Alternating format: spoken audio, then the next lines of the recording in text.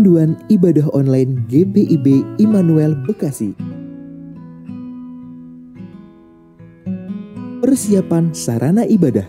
Sebelum ibadah dimulai, pastikan koneksi internet memadai. Lalu akses channel YouTube GPIB Immanuel Bekasi di G Immanuel TV. Persiapkan diri, berdoalah sebelum ibadah dimulai, lalu ikutilah rangkaian ibadah selayaknya kita mengikuti ibadah.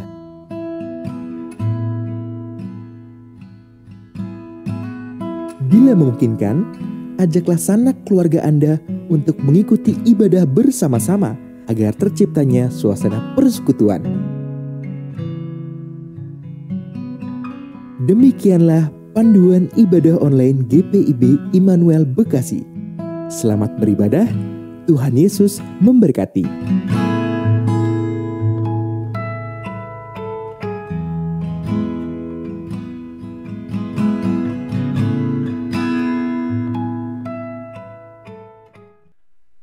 Saudara terkasih, Allah Sang Pemilik Hidup menginginkan umatnya mendengar dan melakukan kehendaknya. Namun acap kali kita tidak mau mendengar, kita tidak taat dan setia. Hari ini marilah kita mohon pengampunan daripadanya dan menyembahnya sebagai persembahan syukur melalui doa dan pujian. Kita awali dengan kita menyanyikan bersama Kidung Jemaat 18 bait yang pertama dan ketiga.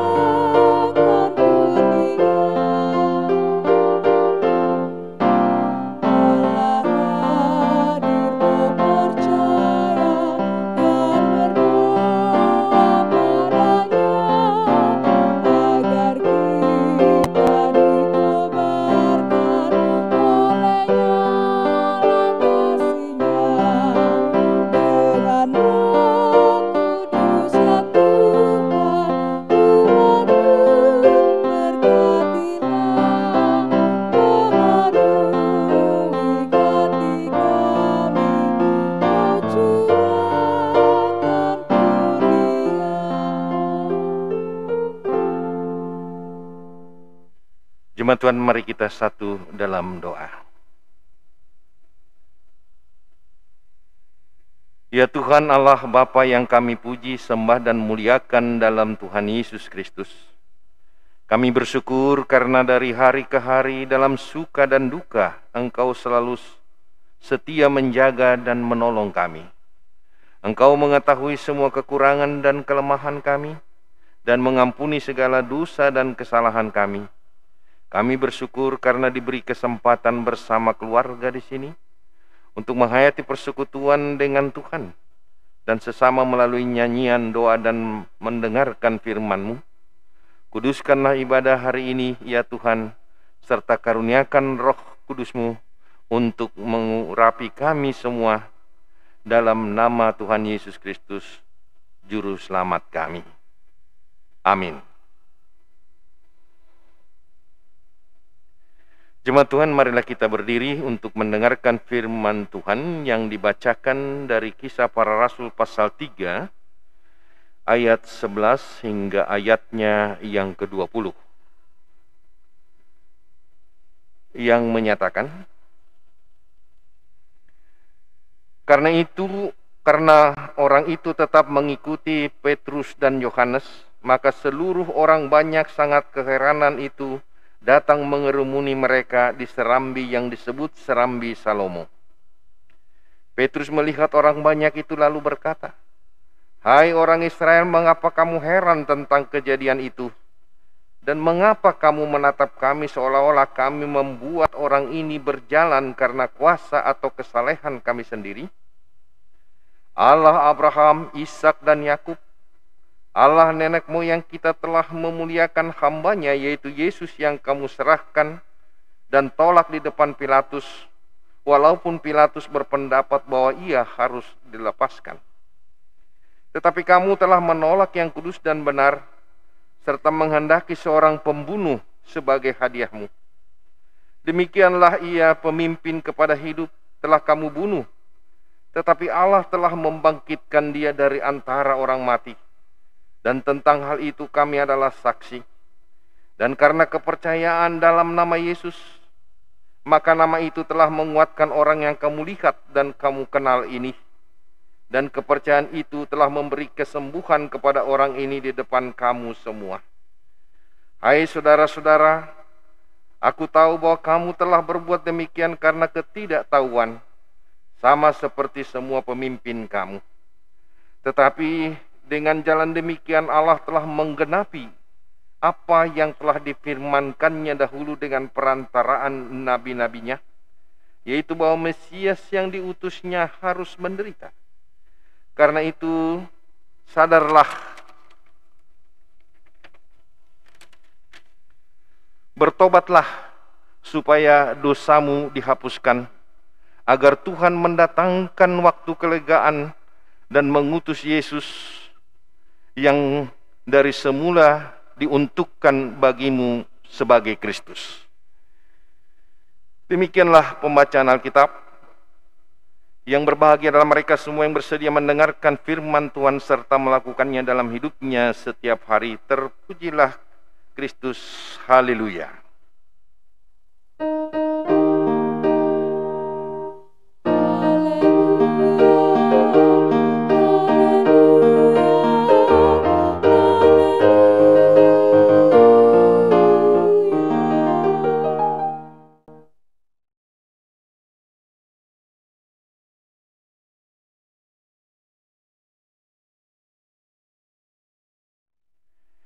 Ibu bapak, saudara-saudari yang kekasih di dalam Tuhan kita Yesus Kristus. Kalau kita membaca Kisah Para Rasul pasal 2, maka dapat dikatakan bahwa gereja mula-mula itu dalam hal pertumbuhan merupakan gereja yang sangat berhasil. Betapa tidak, dalam sehari jumlah anggotanya bertambah sampai 3.000 orang. Yang diceritakan kepada kita dalam Kisah Para Rasul pasal 2 ayatnya yang ke-41. Sebuah rekor yang layak masuk Guinness Book of Record.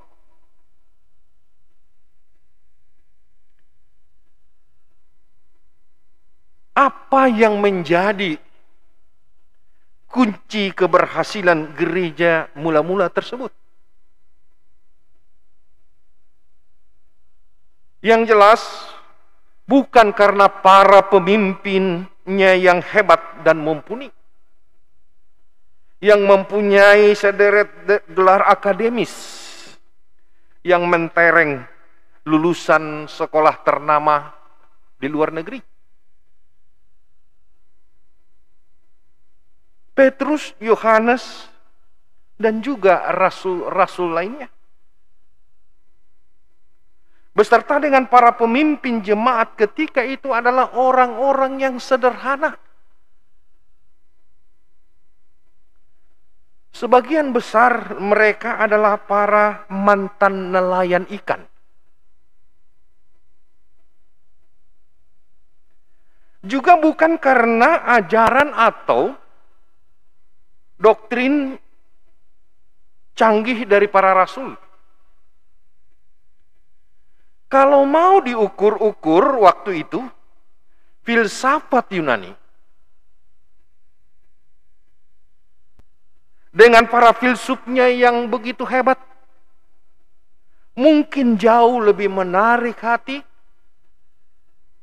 dan enak untuk didengar oleh telinga.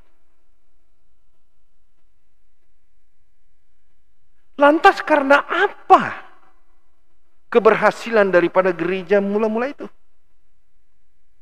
Jawabnya, saudara-saudaraku, karena kuasa Roh Kudus yang dijanjikan oleh Yesus untuk menyertai para murid dan orang-orang percaya menjadi saksi-saksinya tentang karya keselamatan yang dilakukannya bagi dunia.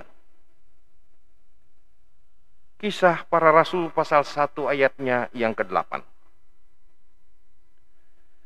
Dengan kuasa Roh Kudus yang diberikan Yesus, maka para murid itu dimampukan untuk menyebarkan Injil ke seluruh bumi ini. Bapak, Ibu, saudara-saudaraku, perikop bacaan kita menceritakan tentang khotbah Petrus di hadapan kerumunan orang banyak di Serambi Salomo, Bait Allah. Kerumunan orang itu adalah orang-orang yang telah melihat penyembuhan yang dilakukan oleh Petrus terhadap seorang yang lumpuh dari sejak lahir di depan pintu gerbang Bait Allah yang disebut sebagai Gerbang Indah.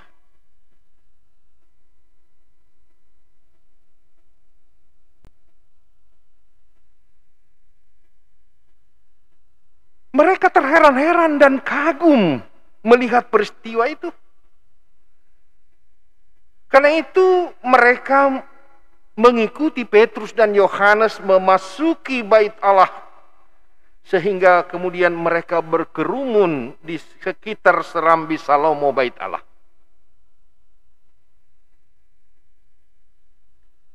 Di tengah-tengah kerumunan itulah Petrus berkhotbah memberitakan Injil Yesus Kristus. Di Serambi Salomo yang sama itu, Yesus pernah bersama murid-muridnya menyampaikan pengajarannya, yang diceritakan kepada kita dalam Yohanes pasal 10 ayat 22 sampai dengan 32. Orang-orang Yahudi yang mendengarkan Yesus pada saat itu menolak dan mengusir dia beserta dengan murid-murid. Petrus menjadi saksi dari peristiwa penolakan itu. Sikap penolakan orang-orang Yahudi pada saat itu tidak menghentikan Petrus untuk bersaksi tentang Yesus kepada mereka. Momen orang-orang Yahudi yang keheranan pada saat itu digunakan oleh Petrus sebagai kesempatan untuk memberitakan tentang keselamatan di dalam Yesus Kristus.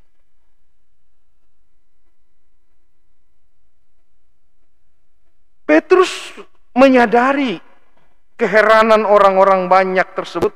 Oleh sebab itu ia menyatakan bahwa kesembuhan orang yang lumpuh sejak lahir itu bukanlah berasal dari diri Petrus maupun Yohanes, tapi berasal daripada kuasa Kristus. Bukan oleh karena kuasa dan kesalehan Petrus dan Yohanes.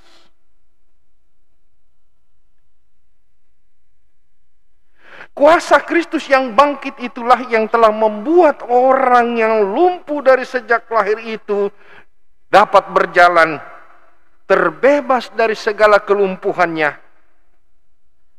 sehingga memuji Allah karena pemulihan Allah yang sudah dialaminya.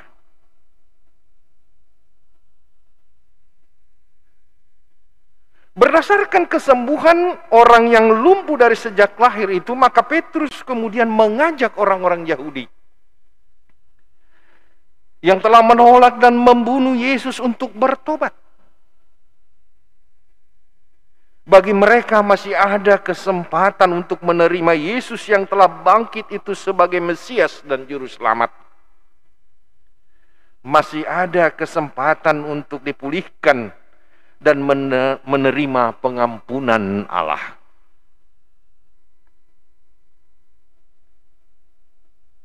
Saudara-saudaraku, disinilah kita melihat Petrus di dalam pemberitaannya selalu menekankan kuasa Tuhan yang sudah bangkit itu. Dia tidak pernah menganggap dirinya sebagai sumber kuasa itu, tetapi hanya sebagai perantara dari kuasa itu. Petrus dan juga dengan rasul-rasul lainnya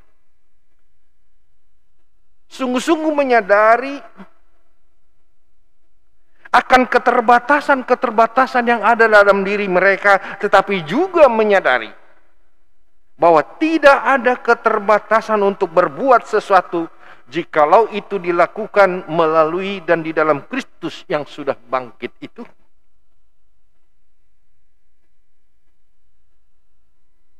Di dalam kuasa Kristus yang bangkit itulah terletak rahasia kekuatan orang-orang Kristen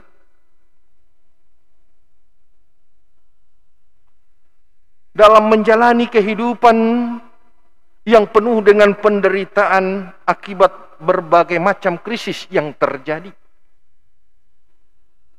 Seperti halnya krisis kesehatan, ekonomi, dan sosial akibat pandemi global COVID-19 yang masih berlangsung sampai pada saat ini.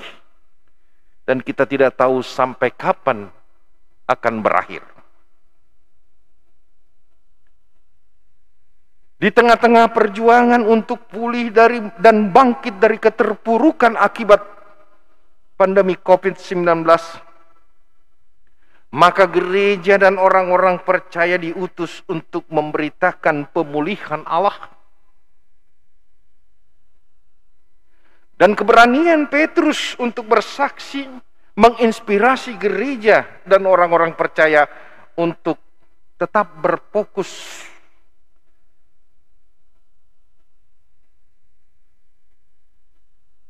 untuk memberitakan pemulihan-pemulihan Allah.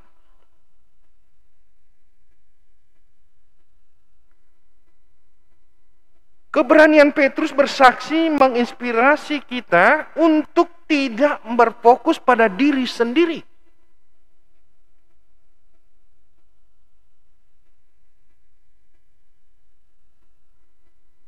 Karena itu saudara-saudaraku, Roh Kudus memampukan gereja dan orang-orang percaya untuk menyampaikan berita Injil yang memulihkan dan meneguhkan iman setiap orang untuk berani bangkit dan tetap berkarya di tengah-tengah situasi pandemi sekarang ini. Kuasa Roh Kudus menuntun setiap orang percaya menghadapi kebiasaan-kebiasaan baru pasca pandemi yang merubah pola relasi dan interaksi manusia pada masa kini. Tetapi ingatlah saudara-saudaraku, Roh Kudus akan memampukan kita dengan kuasanya untuk menjadi pribadi-pribadi pemulih di dalam segala situasi, khususnya situasi pada masa kini. Memperlihatkan karya Allah melalui tindakan-tindakan yang selalu menunjukkan kepedulian, menunjukkan cinta kasih, dan semangat hidup.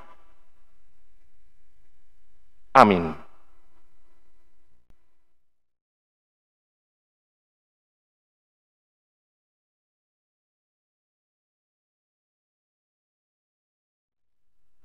Kita satu dalam doa syafaat.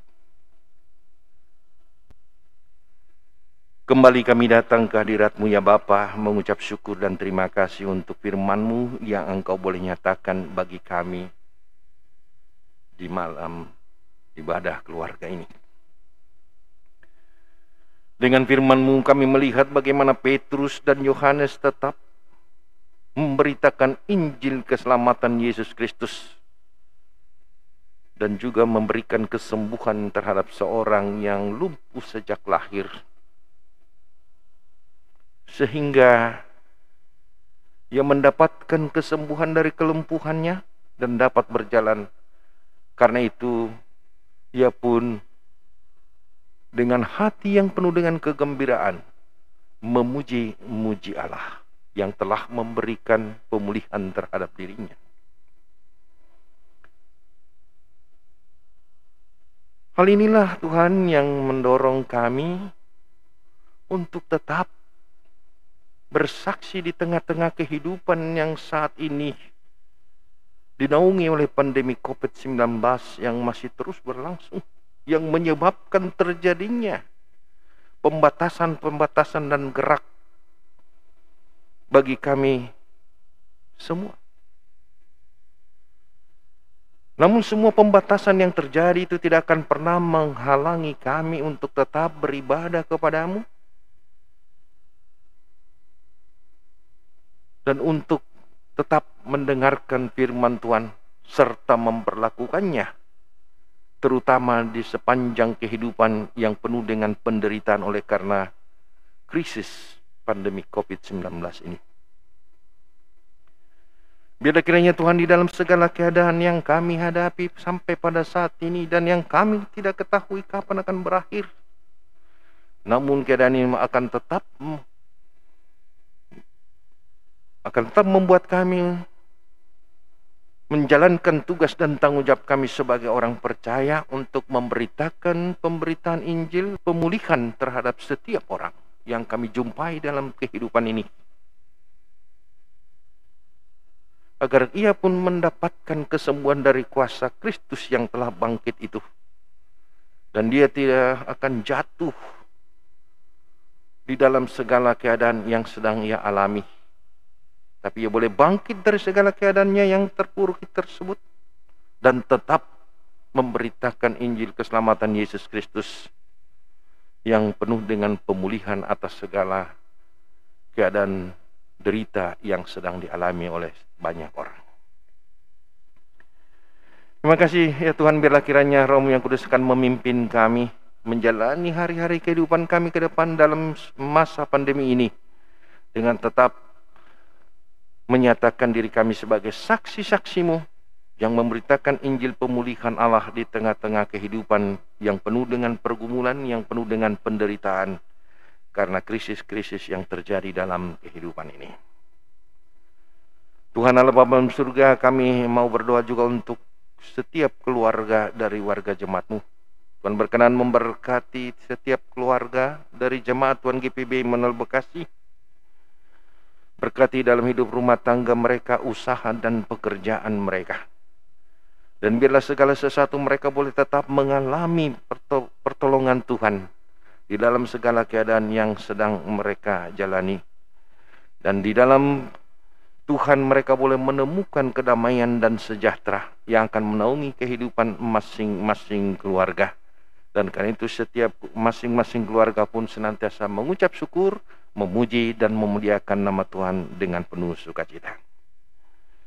Kami juga berdoa Tuhan bagi semua warga jemaat Tuhan yang sedang menderita sakit, dimanapun mereka berada dalam penderitaan tersebut, kiranya Tuhan berkenan melawat mereka dan berikan kepada mereka kekuatan iman dalam menghadapi penderitaan sakit.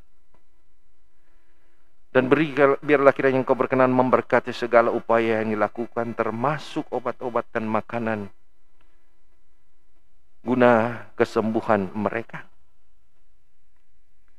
Lalu biarlah kiranya Tuhan Engkau juga berkenan untuk menyertai saudara-saudara kami yang turut terlibat dalam pekerjaan dalam rangka vaksinasi COVID-19 pada saat ini. Tuhan berkenan memberkati mereka, berikan kekuatan dan kesehatan untuk menjalankan tugas pelayanan mereka.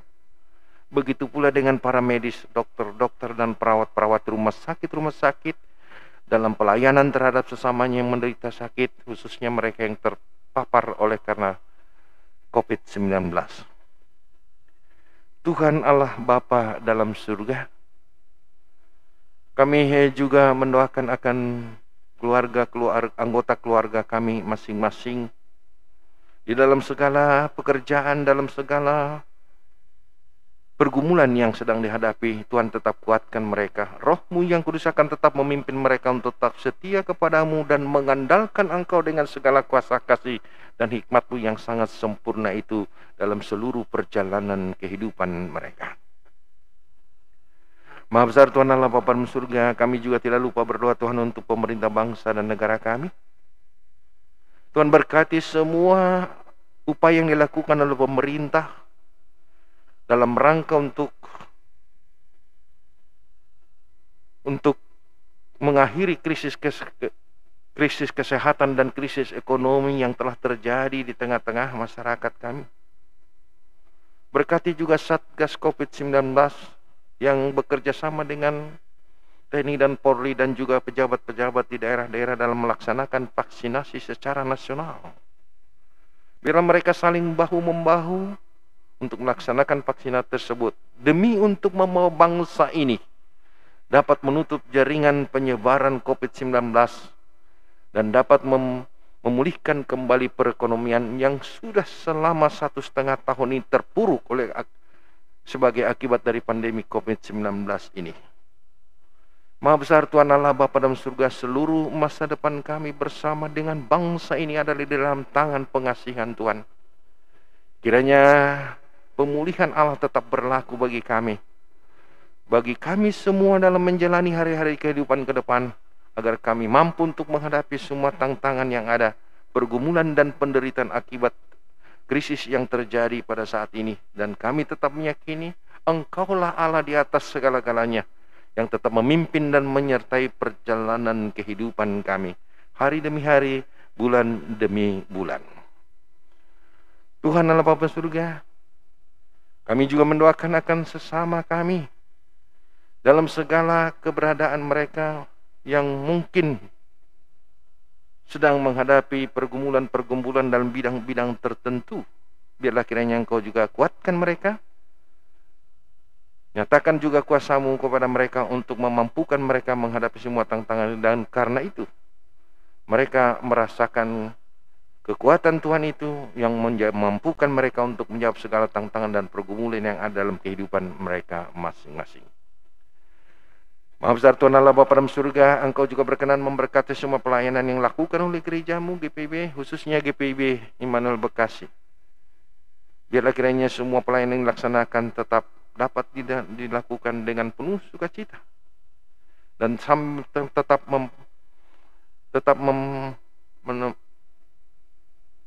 menjadikan protokol kesehatan dalam rangka ibadah-ibadah yang dilakukan di tengah-tengah persekutuan jemaat Tuhan di tempat ini. Biarlah semuanya itu berlaku dengan baik dan semuanya itu diarahkan untuk hormat dan kemuliaan nama Tuhan di tengah-tengah persekutuan jemaat-Mu GPIB Immanuel Bekasi ini.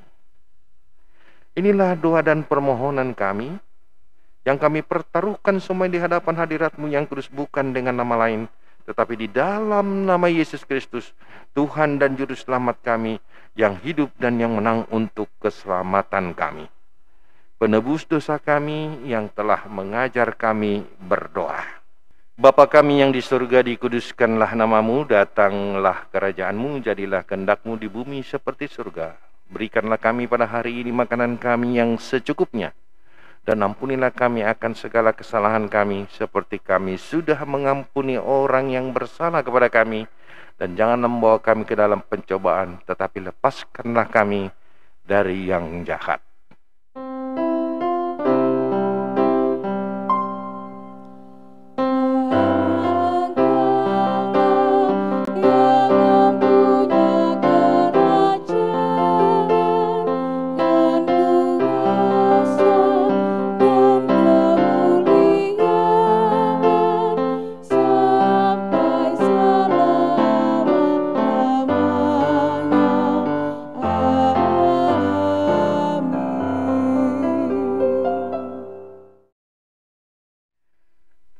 Sebab itu marilah kita oleh Dia senantiasa mempersembahkan korban syukur kepada Allah, yaitu ucapan bibir yang memuliakan nama-Nya. Dan janganlah kamu lupa berbuat baik dan memberi bantuan, sebab korban-korban yang demikianlah yang berkenan kepada Allah. Ibrani pasal 13 ayat 15 sampai dengan 16. Saat ini kita diberikan kesempatan memberikan persembahan, dan kiranya Allah berkenan atas pemberian kita dan menguduskan persembahan syukur kita kepadanya.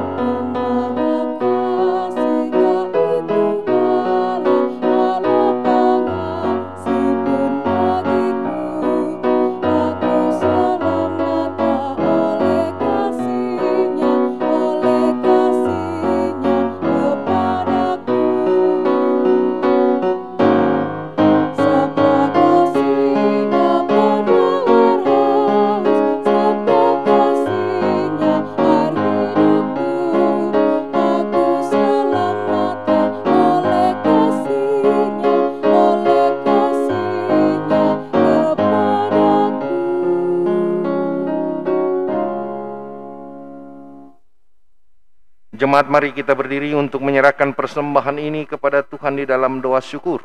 Kita berdoa. Ya Tuhan Yesus, kami bersyukur kepadamu karena kasih dan pengorbananmu mendorong kami untuk memberi persembahan sukarela ini. Kami sadar bahwa persembahan kami ini tidak sebanding dengan korban tubuh dan darahmu yang Engkau persembahkan bagi kami dan dunia ini. Terima serta kuduskanlah ya Tuhan agar berguna untuk pelayanan kasih dan keadilan demi kemuliaan-Mu. Amin. Angkatlah hati dan pikiranmu kepada Tuhan serta terimalah berkat-Nya. Kasih karunia Tuhan Yesus Kristus, kasih Allah. Saya ulang dulu ya. Oke.